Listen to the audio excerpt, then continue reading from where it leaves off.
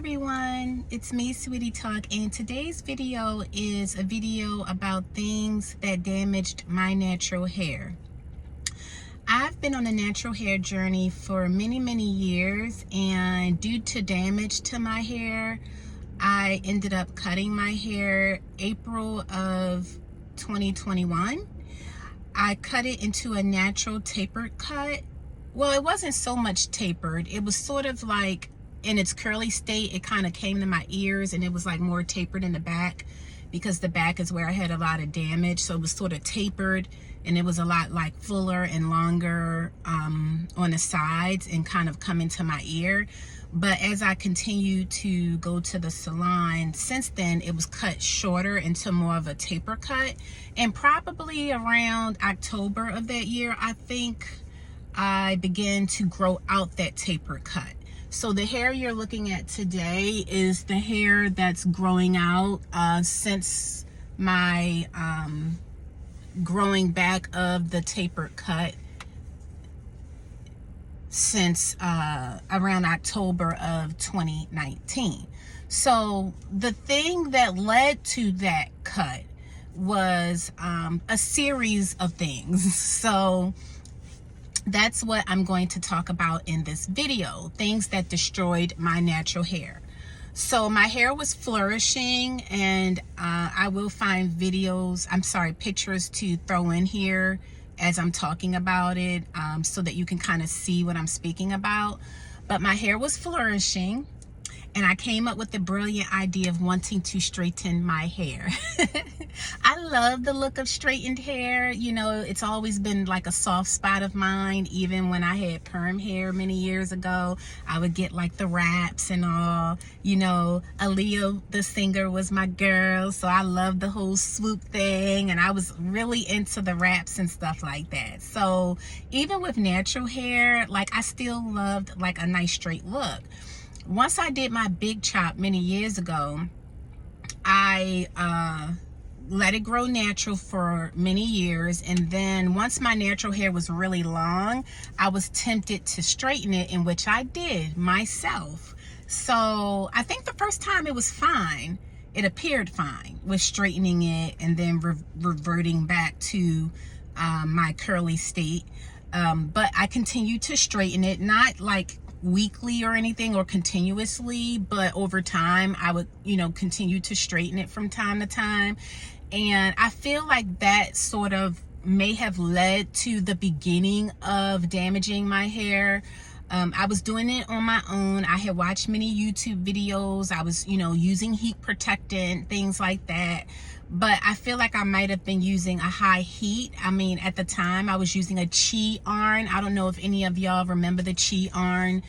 So I bought a Chi flat iron for almost $100. Like, I was doing all the things YouTube said to do, and straightening my hair. I'm no pro to straightening my hair. So I think that's sort of what started the damage, because I did recognize like breakage over time. When I would go back to straighten my hair again, I noticed a lot of more unevenness. It wasn't as full as it once was on the ends. I could definitely see the breakage. So me straightening my own hair and not going to a professional definitely affected the health of my hair. So that's number one. If you're going to straighten your hair, I would say go to a professional that know what they're doing. If you're going to do it yourself, definitely educate yourself and, do whatever you can to minimize that heat damage, whether it's heat protectant, whether it's letting your hair, air dry first, with braids or something, and then heating it, and then straightening it, after it's naturally dried, versus a blow dryer and a flat iron or whatever they use now to straighten hair. There's a series of things you can do to minimize that heat damage. I would say definitely quality hair products is key. That's one thing that I've recognized today. I use salon quality hair products, and in doing that, my hair has been flourishing. So there is a difference between salon quality or quote unquote professional hair products and drugstore. There's a big difference, and I would recommend professional hair products if you're going to be straightening your hair. And just in regards to your quality of your hair care, you know, and that's another thing I'm throwing out there that wasn't actually on my list. But since we're talking about it, number 2, you know, quality hair care products. You know, when I first, you know, started my natural journey, that's when, you know, it was a booming business. You know, the marketing and everything was targeting towards natural hair girlies, and you know, they were selling us all kind of stuff, you know. Shea Moisture, all of those were new and big and popping back then. I was buying all that stuff. You know, I was buying all that natural hair care stuff, you know, from drugstores and stuff like that. Big Shea Moisture consumer, big Carol's Daughter consumer back then. And, you know, just jumping that hair product trend for all those hair care products that was coming out back then. A lot of them had oils in them as the primary ingredient. They were within the, you know, top few ingredients of how the product is made, and that was causing havoc on my hair. And I found that out later when I did my cut in 2021. You know, part of the reason I did that cut, in addition to, you know, damage to my hair from heat damage and breakage, was the dryness of my hair, which also was contributing to the breakage. And I found out that the reason my hair was so dry is because I was using a lot of oil-based products on my hair.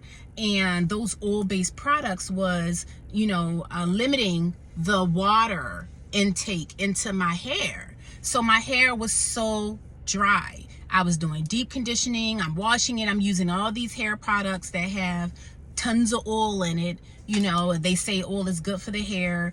Oil was in the first, you know, couple ingredients, so it's high on the list.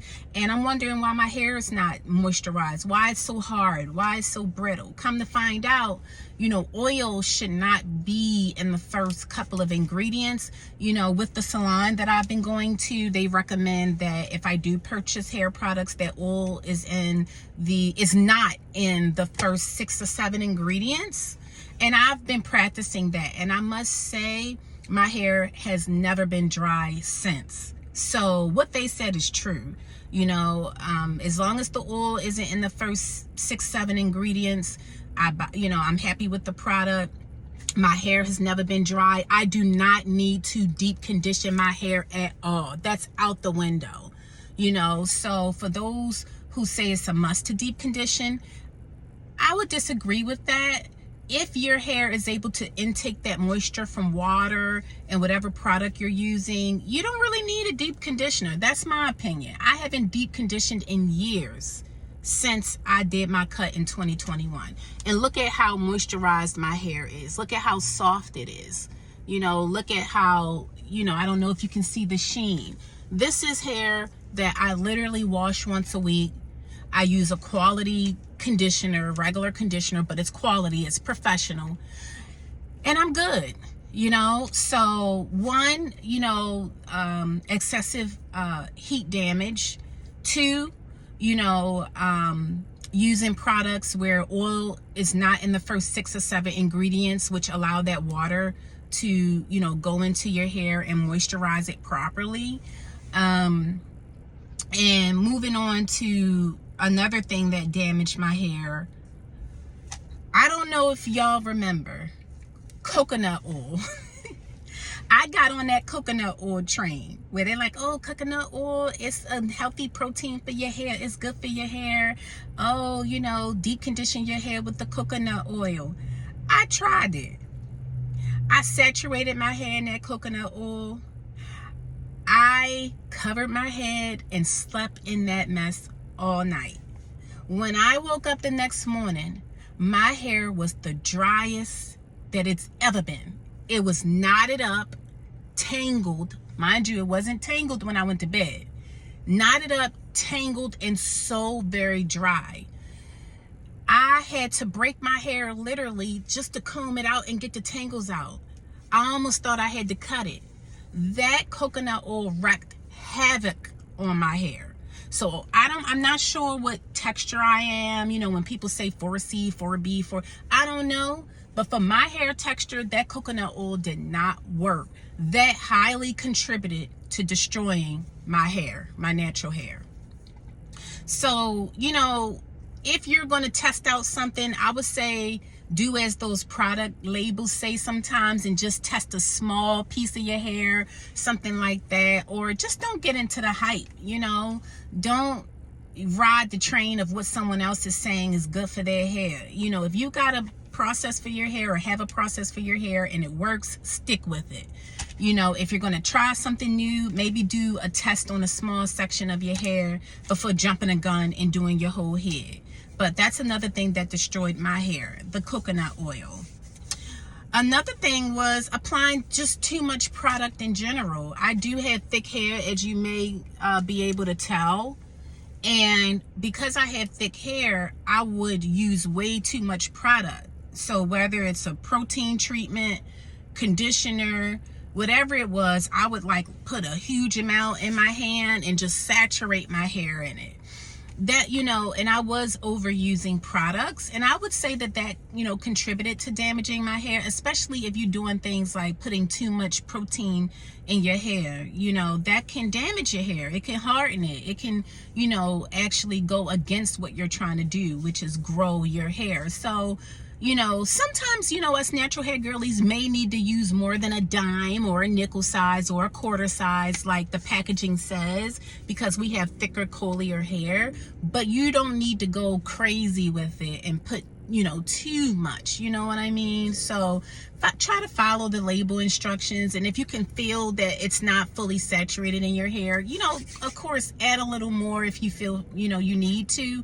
But I think we all as adults can get an idea of what probably is too much, you know?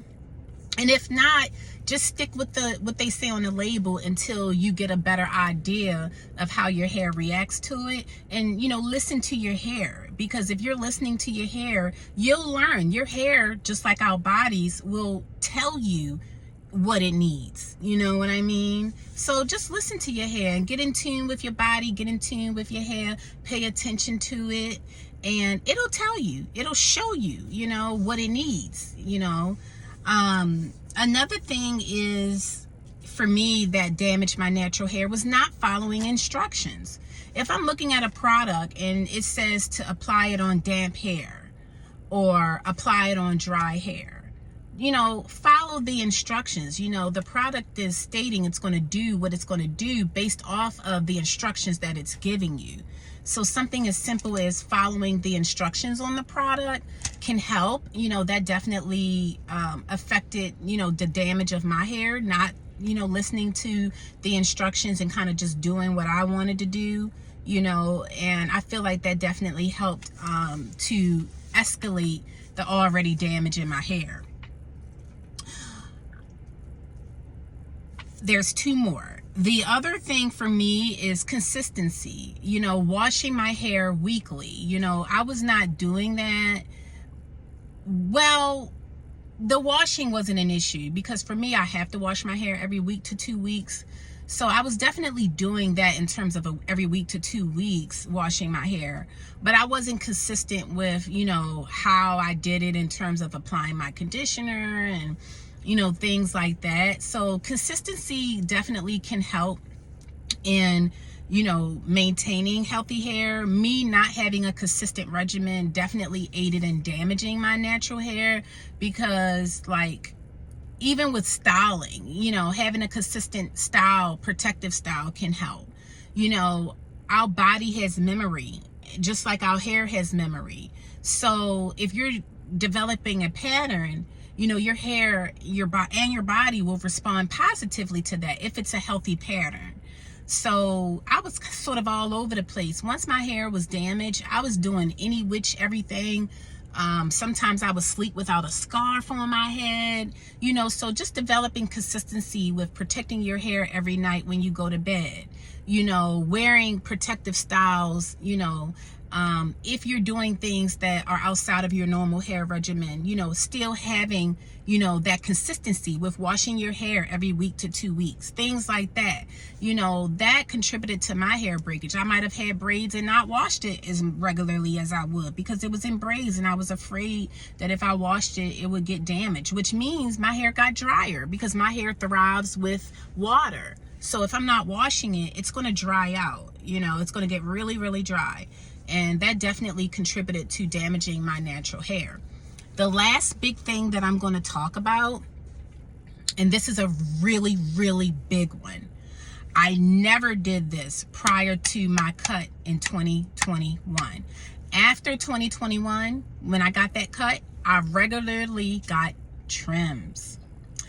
And prior to that, I would just trim my own hair, and I was doing it like I was butchering my hair. I wasn't like some professional like some of the girlies are, where they trimming their hair nice and neat and even. I was just doing whatever just to get the ends. I was just feeling it out and just trimming wherever it looked like it needed to be cut.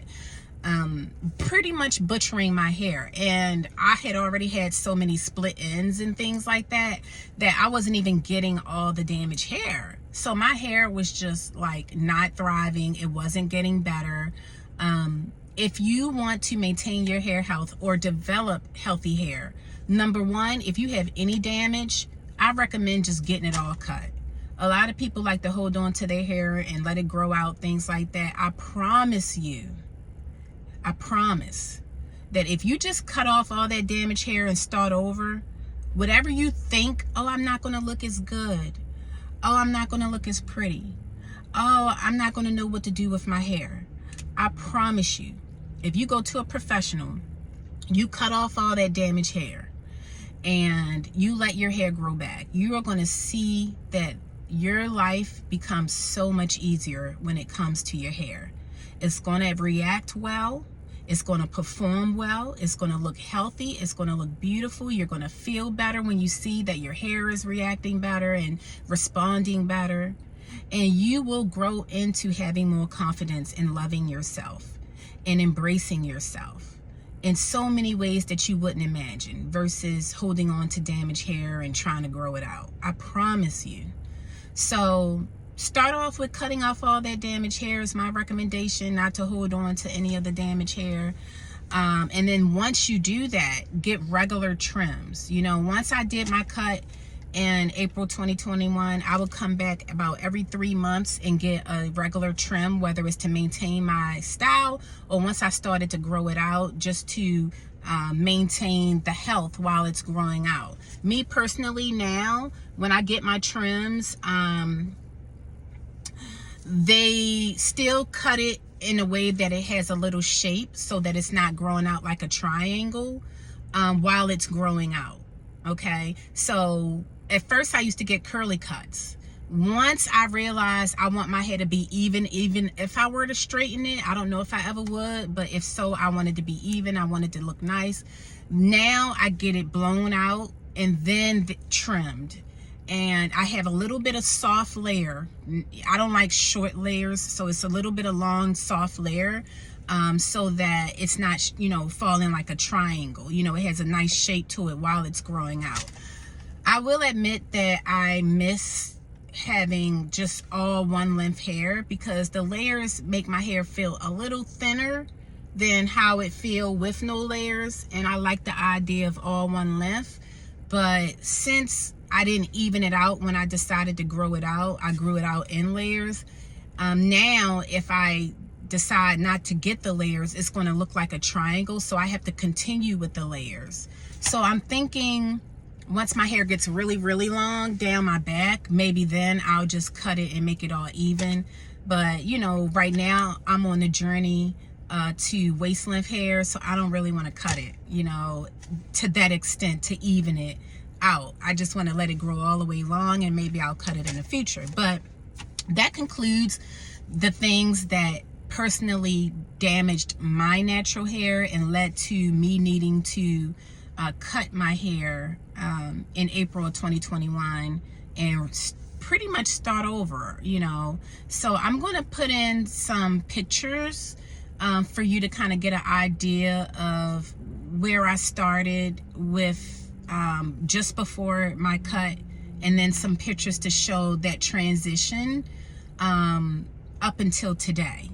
And it will be in the order in which my hair grew. You know, when I cut it, it was a bit longer, you know, than the taper cut that she did after I cut it. And then we went back to growing it out, and then it began to get longer again. So you'll kind of see that in the clip. So have fun watching it, and please comment on, you know, any tips you can provide to, you know, continue the journey of healthy hair. And if there's anything that damaged your hair, or anything that you think I might be able to help in giving you feedback on, you know, please comment and I will respond. But I have been natural for so many years I can't count. And even prior to being natural, I would perm my hair like once a year. You know, I didn't really perm it regularly. And my mom relaxed my hair when I was about 10 years old, I think. First time I ever went to the hair salon. And I've been getting permed since then, every now and then, not, you know, multiple times a year, usually about once a year, up until I did my big chop. So just a little information about me. But please subscribe if you want to see more videos on my journey to waist length, and just videos about hair health, makeup, lifestyle, things like that. Please subscribe, and yeah, stay tuned for the next video. Bye.